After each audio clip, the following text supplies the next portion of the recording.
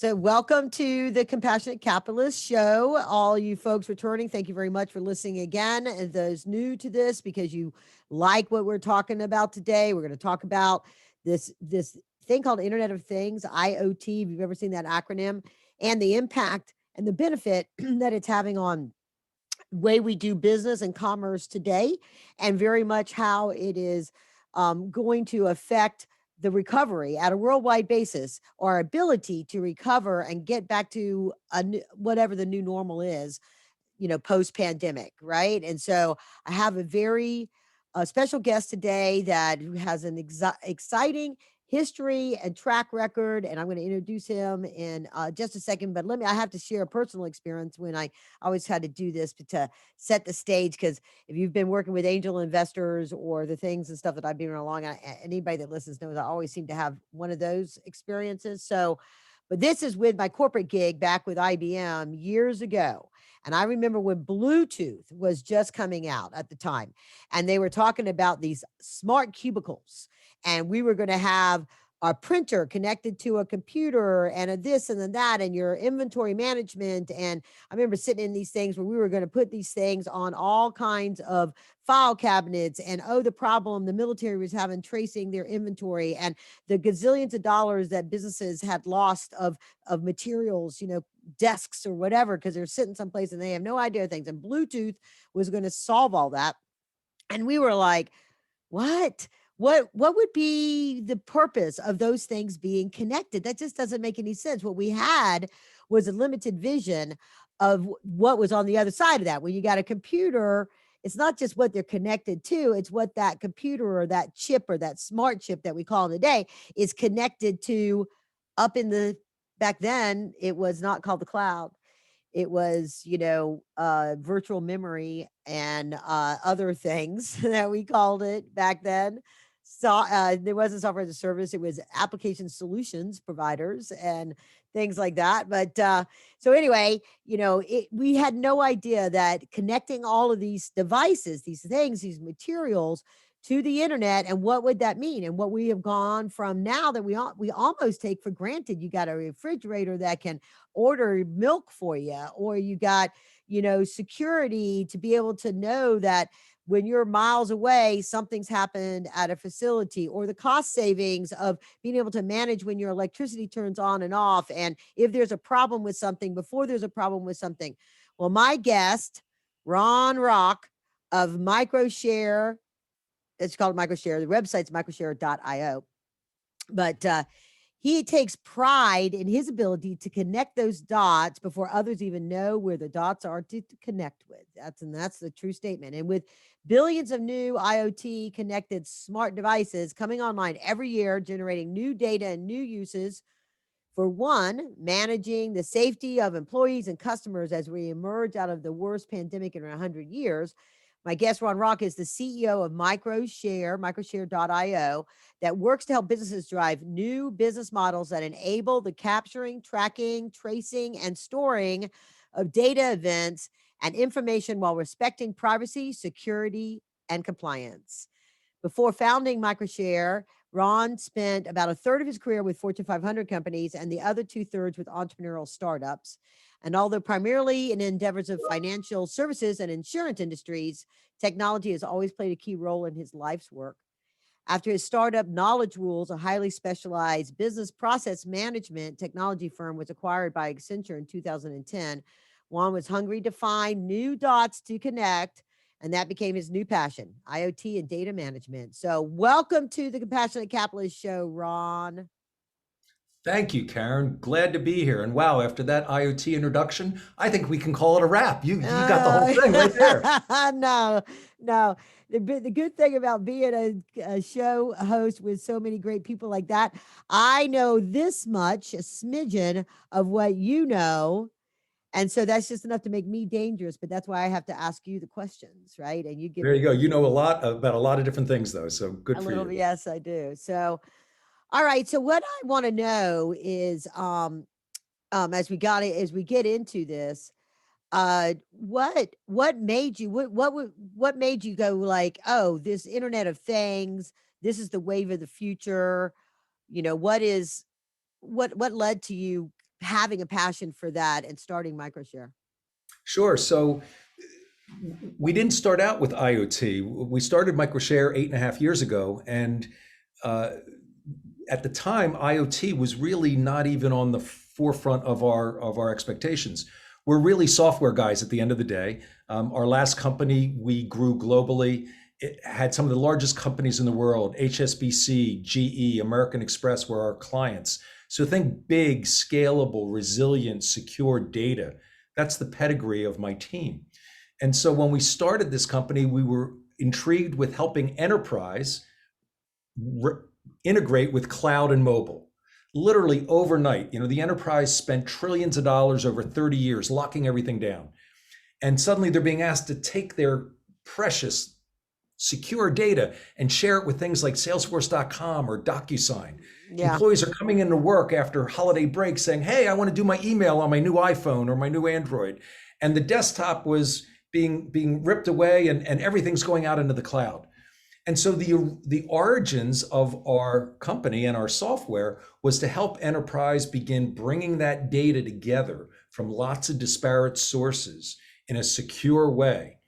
And the name Microshare, why do you bring that data together? Because you want to share it. You want to share your customer contact information with your Salesforce.com. You want to share your documents with a DocuSign to get it signed out in the cloud. And so how do you do that in a secure, compliant way?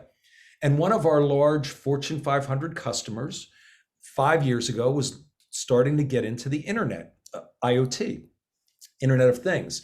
And IoT is similar to your description. I like to say that we're going to put sensors on virtually everything in our physical world, everything. And why are we going to do that? We do that because, one, it extends the quality and life itself. And so we will live longer, our planet will live longer, we'll pollute less, we'll be more efficient. So all of those things are benefits of us bringing these sensors together. And why haven't we done it until now? Because the economics just didn't make sense. You didn't have AWS or Microsoft Azure or IBM Watson or Google Analytics available for dollars a month. The infrastructure that we needed to plug these sensors in just didn't exist. And the sensors themselves, many of them are getting to under $20 with a 5-year battery life. What does that mean? I don't have to worry about now installing these sensors. Think about tearing open walls like we did in warehouses and hospitals for RFID, all that type of stuff. So we had a customer who understood this, and they're getting ready to go into IoT in a big way, and they chose our software as the platform to bring the data together for all these sensors. And when we dug under the covers, we realized that IoT was the problem that we were solving for the last 20 years. But it wasn't going to be thousands of data sources. It was going to be billions. Right. And all these data sources have different formats. They have different back-end systems. They're regulated. Some of it's healthcare. Healthcare is regulated by country. Some of it is around privacy. That's regulated by state in the United States and by country in the rest of the world. Wow. And so bringing this complexity together, turns out it's a really hard thing to do, because IoT is a combination of physical sensors sensing something, some communications protocol. You mentioned Bluetooth earlier. Is it Bluetooth? Is it Wi-Fi? Is it 5G or 4G? Is it narrowband? Is it Zigbee? Then, great, you've got a wireless airwave. Where does it go? What's on the receiving end? And is the data encrypted? Is it packed? What format it is in? So I have to bring all this together, because at the end of the day, you want your IoT to behave like the idiot light on your dashboard on your car. There's 50 things that light can mean, and they're all really complicated. The braking system, the anti-lock, the exhaust, the fuel pump, the pressure, all this stuff. But when that light goes on, what does it tell anybody who's driving a car? Hey, something's wrong with my engine. I need to stop and get it looked at. It's the same thing with IoT. There's so much data out there. And just because I give you data about your refrigeration door, where your dog or cat is, was that manhole cover opened or closed? All of these, at a granular level, the CO2 in the air, is there a leak in my basement? All of that raw data really just needs to be synthesized into a simple action, an actionable insight. And so IoT is really complex. We figured we would take our core competency in complex, scalable software, begin bundling all that together, and that's how we got into IoT. So I'd like to thank that Fortune customer of mine 5 years ago. Yeah. And they know who they are. And since then, we went all in. We stopped doing all the corporate enterprise work with mobile and cloud, and we just went all in to be an IoT solution provider. Yeah, so that was, I mean, because there's so many sort of specific functions. I mentioned, the smart buildings, e-buildings, that are trying to be more energy efficient and things like that. And then there's, these other kinds of things that people do. But you've done two, I think, two sort of pivots in the one in the way you connect everything that makes it there's some that makes it where it's passively collected, but also um it's not subject to the inequities that we see within our own country in America between who has Wi-Fi, who has broadband, who has a smartphone, who has these things, are they young and old, do they know how to use technology, all that. And then there's also what you've done, which I think is probably and I'm interested to hearing how those kind of, I think they kind of converge because all of a sudden nobody expected this black swan of a pandemic to hit us. But all of a sudden there's a real need for the micro dots of data and knowing that. And so was there a huge re-engineering, or were you as really able to pivot to provide the solution that you did with this whole contract, the things that you're doing right now that we're going to get into when it comes to Cool. Well, managing cool. that? So there's two big questions there. So let me hit the first one. We started out as software guys, and you and I had a brief introductory call before this recording, and you were talking about how you built this platform and you struggled to buy it. People struggled to buy it. We had exactly the same thing. We built this amazing IoT platform. It's an IoT platform, yay! And we would go to all these global trade shows, and we'd be there with IBM and Amazon and Microsoft and all the big boys. And by the second cocktail, we've all been to trade shows. We've all been to trade shows, right? By the second cocktail, as the customers have left, and now it's just the vendors. Everybody's, hey, you got a customer? You got a customer? And we realized that it was an entire industry of stuff looking for a market. Yes. And so the analogy I use is I was selling a camshaft and you were selling brakes and somebody else was selling an entertainment system. But guess what the market wanted? They wanted a car. And oh, by the way, a red one would be nice. Yeah. And so as simple as it seems, we were the first company to combine all of those pieces: best of breed sensors, best of breed communications network, best of breed cloud, our software, pre-built applications on the front end. And we started selling business solutions, occupancy, predictive cleaning, environmental monitoring, waste management, smart parking. I like to say tongue in cheek, most of my customers can't spell IoT. They don't know or care what every one of those pieces is critical. Just like the camshaft is absolutely a key. Car doesn't work without it. And it's probably the most important part of the performance of a car. Most people don't know about it. Most people don't care. They want to push the pedal and the car goes fast and they want it to be red. Yeah. That's what we did with IoT. We grossly simplified the way that people bought. So suddenly business people could buy occupancy solution. Just 5 years ago, I needed to pick out the sensors, the protocol. Where's the data going to go? Does it go to the cloud or not? Who's going to build the applications? What does this data mean? So we did all of that. So we had a catalog of 20 pre-built solutions. We talked about earlier, my pedigrees, financial services, insurance, healthcare. So as my partners, we chose commercial real estate. While IoT will be everywhere. It'll be in healthcare. It'll be on the human body. It'll be in our cars. It'll be in space. It'll be in shopping. It'll be in higher education.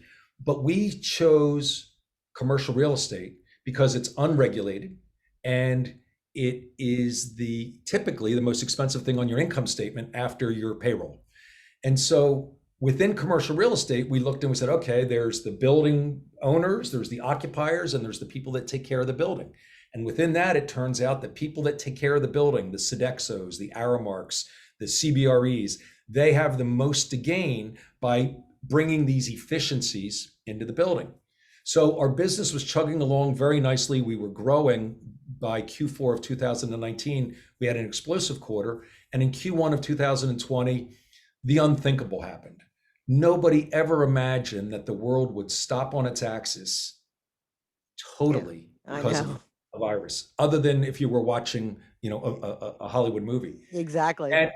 And we were no exception. My investors dried up, my pipeline dried up, existing customers backed out of contracts. And one of our solutions is an indoor asset tracking, Karen. We do it up until now, mostly in UK hospitals. We're getting ready to do it in many hospitals in the US now. We do indoor asset tracking, hospital beds, wheelchairs, infusion machines, ventilators. Where are they? It's amazing how many people hoard wheelchairs, especially maternity, because they're not going to let them go. People can't get discharged out of a hospital without a wheelchair. Where's that critical ventilator right now? Where are they real time? The amount of wasted energy looking for these things. So that was one of our flagship products in healthcare. Again, doing it very low cost. You've always been able to do that with RFID, but expensive infrastructure, expensive to put in. And we come in, we're disruptively cheap, 80% cheaper than RFID, and up and running in a week. Like, it blows people's minds. So COVID hit, and GlaxoSmithKline reached out to Microsoft, who's one of our most strategic partners. And they said, we notice you have a company, a partner, Microshare, that's doing indoor asset tracking. Do you think we could use that for contact tracing? To put this in perspective, this is the week of March 16th of 2020. I would argue that the week of March 16th, nobody on this podcast has ever heard of contact tracing. None of us knew what it was. By April 26th, we were on the front page of the Financial Times globally with GlaxoSmithKline, and it was for our contact tracing. What is it? Well, we were tracking where wheelchairs and infusion machines are inside a hospital.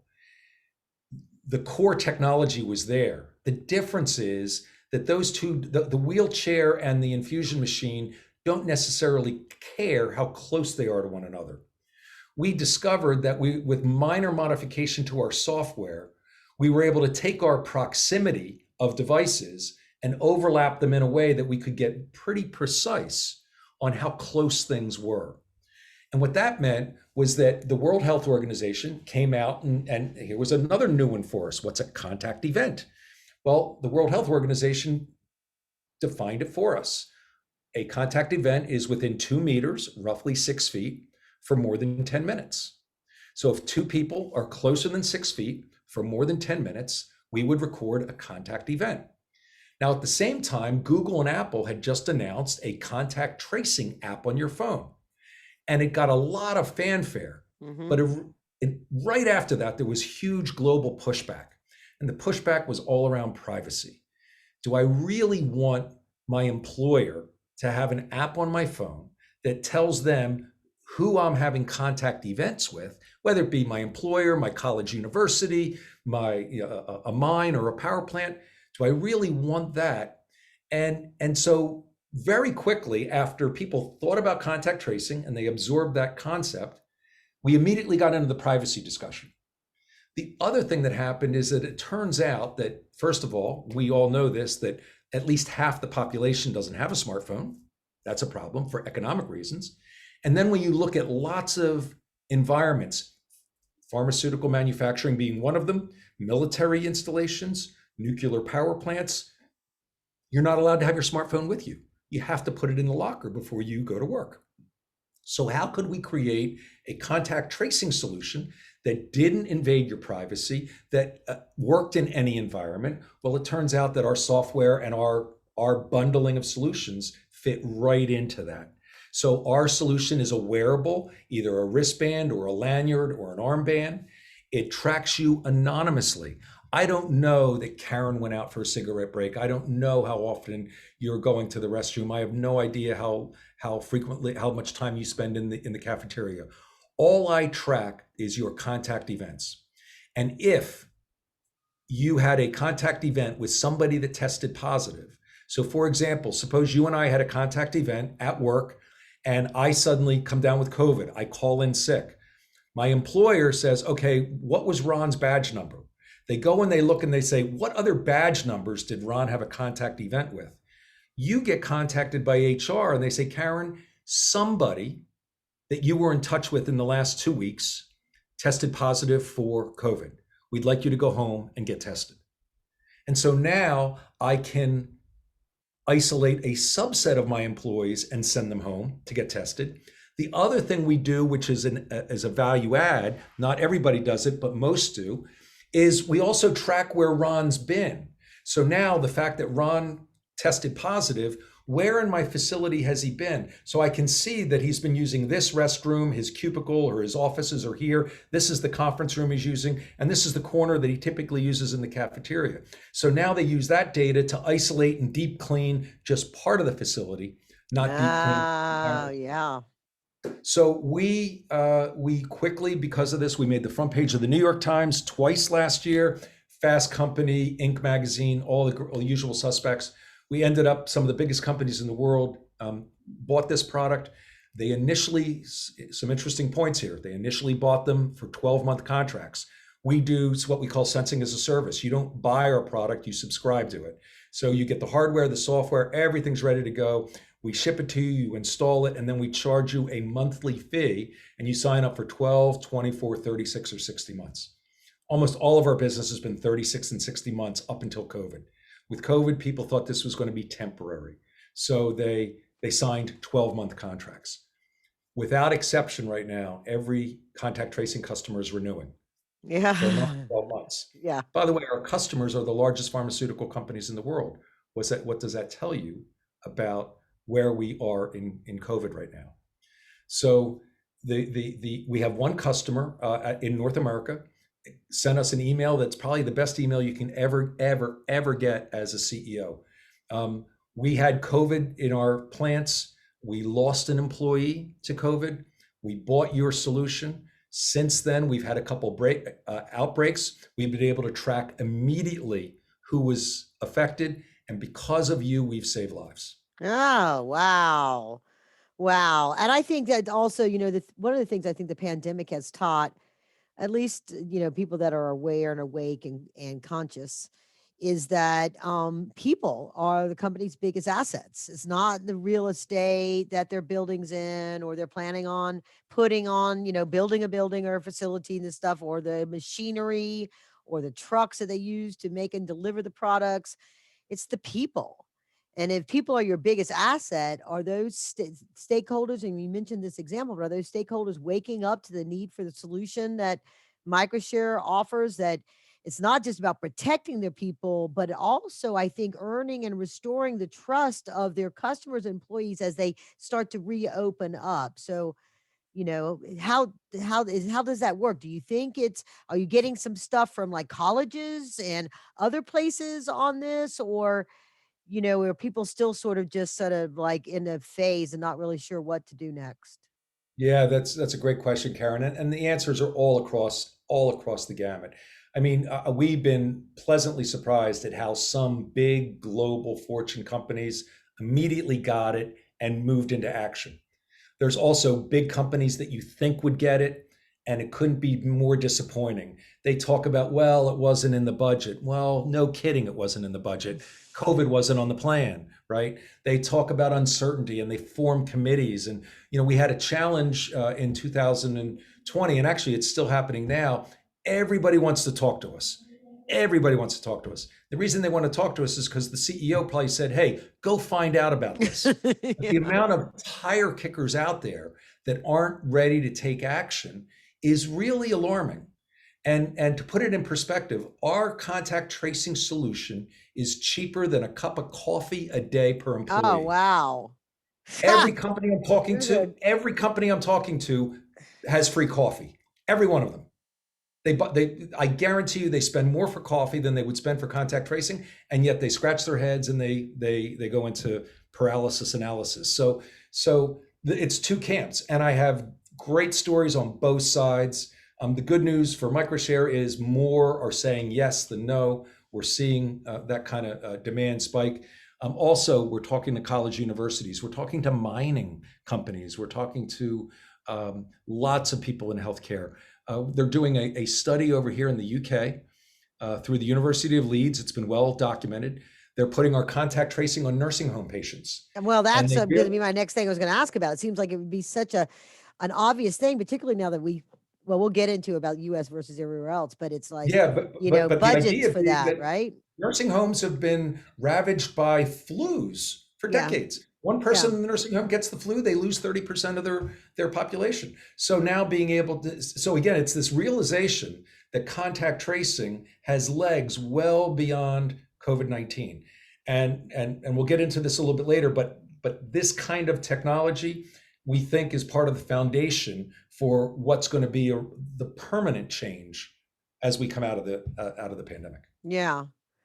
Yeah. So, well, like, as more and more the term contact tracing has become more, I guess, common, if you will, right? And it, you're still considered kind of a startup, even though you've got this great success and you raised a bunch of money. Are you competing with other startups since this is sort of a new concept? Or I saw the announcement with Apple and Google and their joint venture. Are they a competitor, or are they providing a ubiquitous platform that companies can lay your solution in on? Or how does that work for you in your marketplace? So far, they would be a competitor. Really, the whole world, specifically as it relates to contact tracing, everything else that we do is a different answer. But just for contact tracing, it really comes down to two solutions. It's either, are you going to use your smartphone or not? If you're going to use your smartphone, there's lots of competitors out there, and that's not us. We're a non-smartphone solution for the two reasons I described earlier. Either smartphones, you don't have them or they're not allowed, or secondly, because people care enough about privacy that they're not going to mix those two things together. Within the non-smartphone version, there's some people out there that are using GPS, for example, and things like that. But when you combine our 3 to 5 year battery life, our disruptively low cost, our ability to deliver at scale right now, we didn't have to make anything new. It was literally just minor enhancements to our software. So we're using off-the-shelf Bluetooth devices, LoRaWAN devices, routers, those types of things. So we are really in a very unique place as it relates to contact tracing. Hence we actually host a contact tracing users group right now, and it boasts several Fortune 500 clients from around the world who are now sharing best practices. For example, one of our clients, we started out reactive. Hey, what about tracking how many people have contact? But one of our global clients started looking at the data and they said, wow, we never realized that people in the mailroom are quintessential super spreaders. If someone in the mailroom were to get COVID, it would bring this entire factory down. And so they re-engineered processes. So they started taking a proactive approach to making their environment a healthier place. Oh, by the way, the same problem if that employee has the flu and comes into work and now probably knocked out half of your staff for 10 days as a result. So going from reactive to proactive are some of the cool things that we're doing with contact tracing. On the rest of the solutions, occupancy, predictive cleaning, air quality, which is becoming a really big deal right now in a post-COVID world, and using CO2 as a proxy for how frequently the air is being refreshed, and being able to create a score, simple score, red, yellow, green. Green, come on into this building, come into this room. Yellow, if you can stay out, stay out. Red, don't even think of coming in, right? Using CO2 as a indicator of how healthy that space is. And all of those solutions, Karen, right now, there are people that do single solutions better than us. There are people that do occupancy better. There are people that do refrigeration monitoring better. There are people that do smart parking better. But what's unique about us, because of our pedigree, we started out as a platform. We ingest data from all these sources and create a single view. I like to say people don't want any more smart stuff. They want a smart building. Yeah. How many more apps do you have on your phone for your smart home? I know. Your Roomba, your smart switches, your thermostat, your stove, your security system, like, no, no, no, no, your Lutron lighting. No, no, no. Just give me one button that says away. And it turns the thermostat down, it turns the lights off, makes sure the dog's in the house, locks the doors. We don't, we're getting inundated with too many smart gadgets. And what we need is smart buildings, smart solutions. So we do have competition in what I call the one hit wonders. When you look at the entire suite of solutions, companies like Microsoft and IBM have identified Microshare, and they will say the clear leader right now in the space. People are going to catch up. Amazon's going to get into this space in a serious way. That's good and bad. They dominate any space they get in, but they also legitimize a market. And so we're really in the right place at the right time, but we're running as hard and fast as we can. We have a great technology roadmap. We have a dream and a vision about how simple this technology gets to use and how ubiquitous the data coming off of it makes it actionable for people to understand. So we're running hard and fast, but right now there's competition out there, but we seem to be ahead of the pack. Yeah. So you're offering sensors that not only are it's a different sensor for track and tracing, for example, than a sensor that measures CO2 output in a building or something, or That's some of right. the other things, right? So you That's right. you are integrating all of that different stuff in the silo of solutions that you offer up to businesses to be able to figure out what they need to keep their business running efficiently and their employees engaged. That's right. That's right. Yeah. So Okay. typically the tip of the spear is always occupancy. If people aren't showing up in your building, well, what are you worried about, right? And people showing up is why the air filters need to be changed, and people showing up is why facilities need to be cleaned, and people showing up is why I need to buy energy, and I need to staff security, I need to staff parking, I need to staff the cafeteria. So it all starts with people. And then with people, how do I make sure that I have a safe environment for them to come to? And there's been a lot of press about this lately. Smart building technology has been around for a long time. And as I described our business in Q4 of 2019, we were plugging along really very nicely. I was very excited about the future, but it was going to take a while. And the numbers vary a little bit, but the general consensus, Karen, is that COVID probably accelerated IoT technology by about 10 years. Wow. There Yeah. was an immediate, people used to think, well, gee, that's clever. Tell me about the ROI. Well, let me understand that a little bit better. Well, and now all of a sudden with COVID, first of all, with clean equals safe, I have employees showing up tomorrow in an essential operation. How do I make it as safe as possible? I don't have time to go through all the Mm. various analysis. I need to take action today. And now that people are coming back to work in whatever form that may take, people are now pressed for, I need to take action. Whether it be college universities finally saying, look, in September, we're going to be predominantly all in person. Okay, what does that mean?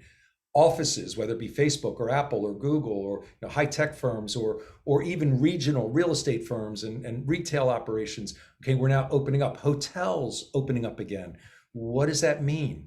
What are people's expectations coming into this new these new environments, knowing what we know today about what can happen? So all of that has rapidly accelerated, and it's really been fun to be part of. By the way, there's still a few laggards out there that still just want to kick the tires and learn, and God bless them. I think COVID will be a defining moment where we'll look back 5 years from now and we'll look at some pretty big companies that just failed the grade and Yeah. maybe didn't survive Yeah. because they didn't take care of their employees right, they didn't take care of their stakeholders correctly in general, and it's amazing how Yeah. big bureaucracy can get in the way of a lot of these companies.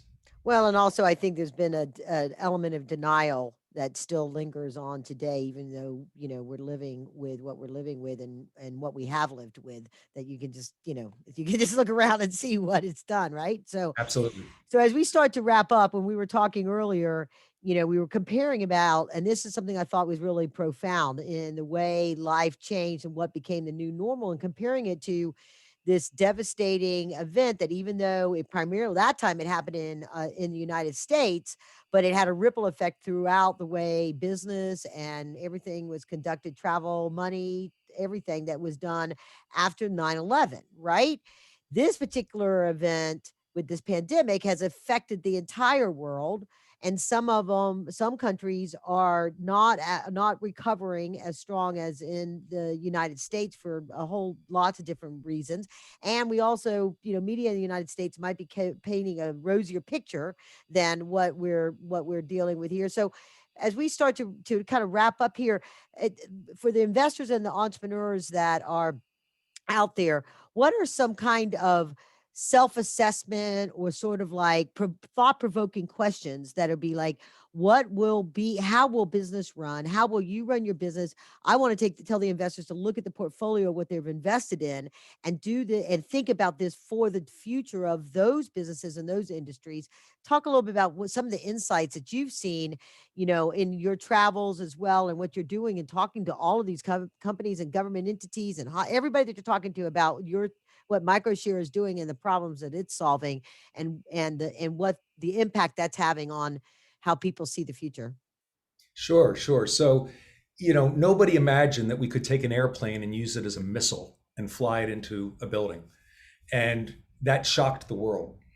And people talked about air travel coming back, but it never went back to what it was on September 10th of that year. Hmm. You used to be able to walk to the gates with your loved ones. You used to be able to bring bottles of water or scotch onto the Yeah. airplane with you, do whatever Yes. you wanted. And you used to be able to meet people at the airport and all have dinner behind security before they would fly. And people talked about getting back, getting back. Well, it took a decade, but now there's a permanent infrastructure globally that's never going away.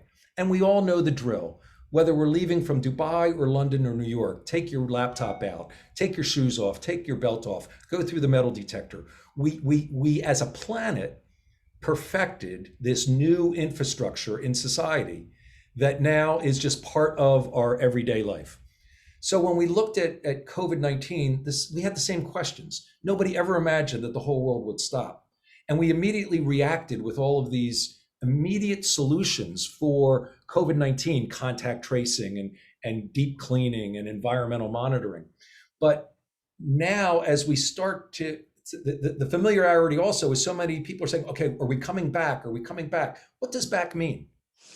We're never going back to December 2019. That's never happening. So what is that new infrastructure that's going to be in place? So you hear a lot about hybrid workplace.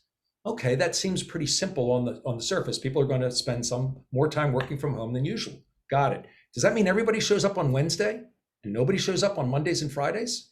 Which, by the way, defeats the purpose of hybrid workplace.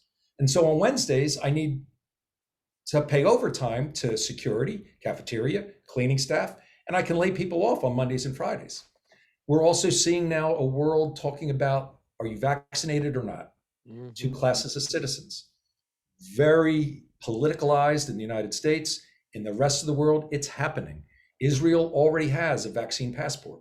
Without that passport, you're not getting in Israel. If you're in Israel, you're not getting into theater, restaurants, office buildings. Here in Europe, they've just announced that Americans that have a vaccine passport will be allowed into their country, even though Europeans can't travel within the country. So now I've got these two classes of citizens. I've got hybrid workplace. I've got new technologies coming in. And if I'm an investor, I want to look and say, how does this affect the businesses that I'm in right now? And something you and I talked about earlier, Karen, that I stated, anybody that tells you they know what's going to happen is simply wrong, either intentionally or just misinformed. Right. Because even today, it was in the press that Apple's employees are pushing back pretty significantly about coming back to work, that they want to maintain a very aggressive hybrid workplace. 70% of employees in a survey that was out just in the last 30 days, 70% of employees in the US are considering changing jobs. 70%. Because if you as an employer don't recognize and accommodate and think about how to blend all these new lifestyle, these new priorities together in some fashion, right now, employers, and we know this from all the press right now, for the first time in more than a decade, we're in an employee economy, right? Hmm. Employees hold the upper hand to the employers. So when I think about investment, um, Obviously SaaS continues to be key. You want to look for monthly recurring revenue. The idea of one and done sales, I think, as a business model is fundamentally flawed. You need to be able to build incremental revenue accumulating over time. So MRR, ARR, things like that. I think any type of product or service that can effectively recruit and retain people in this environment. And retention is a really big deal. And the minute you get into retention, everything that we just talked about, I think, begins to be in play here. And finally, just from an investor and an investment perspective, and the both the investor and the companies, take all this complexity and then throw in the fact that we're in a 2% interest rate world. Money is almost free. If you have a lot of money, you've got a real challenge. What do you do with it? Where do you put it? FDIC insurance only caps you out so high. I mean, so entrepreneurs out there, here's a clear message. The investors, they need you a lot. But let me also talk to the entrepreneurs. It's up to you to get a really tight business model, understand MRR, understand the metrics of your growth, understand how you're going to recruit and retain key employees. And if you do that, it's going to be a real win-win situation, I think, for angel investors. Another cautionary flag I throw out to the investor community, especially angel and early stage, be very wary of the fact that high net worth family offices and private equity are coming down the food chain. Mm-hmm. For that same problem I described about a 2% interest world, Yep. you're a family office with $1 billion under management. What the heck do you do with your 50 million that's your alternative investment? Or better yet, your 200 million that's an alternative investment? There just aren't enough deals out there. So they're coming down looking at deals that they wouldn't have looked at 5 years ago. Private equity, the same thing. So, it gets to be a crowded space for the angel and for the family offices and the private equity. And I would say so both to the angels and to the entrepreneurs, try to find angels that can do more than give you money. Somebody that has strategic relationships, somebody that's willing to help you get introductions. Because money's money at the end of the day. Money with introductions and distribution, that's how you begin picking the right investor in this environment. Absolutely. Well, you said it all right there. That's why we do this show, folks. This is why we are focused on creating wealth through funding innovation. And from that creates the jobs that fuels our economy. And then everybody gets richer along the way. The investors, the founders, and those employees that now have good paying jobs, and then it just is a ripple effect. That's compassionate capitalism. So, Ron, thank you so very much for being on the show today and sharing your insight. I want to tell everybody, please go to microshare.io, microshare.io, for those that are just listening or watching and not seeing the show notes. The link is in the show notes.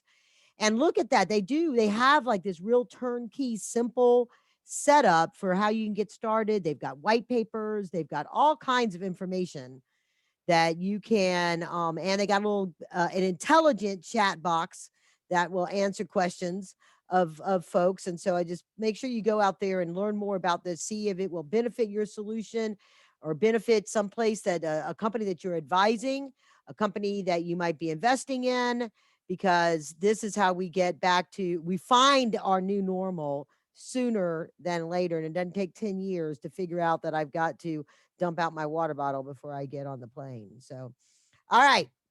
And with that, onwards and upwards, please also visit KarenRands.co. Go there to get an excerpt or figure out how to order the book, Inside Secrets to Angel Investing. There's 12 of the 44 secrets are shared there and explained as one of my little tidbits, my teasers. And with that book, you get a resource portal to help you with making those investment decisions as well. So thank you very much, Ron, again, for being on the show. I really appreciate it. And we will talk again about some of those other things we discussed. Thanks, Karen. It's been a lot of fun. Really appreciate the questions. Thanks. Okay.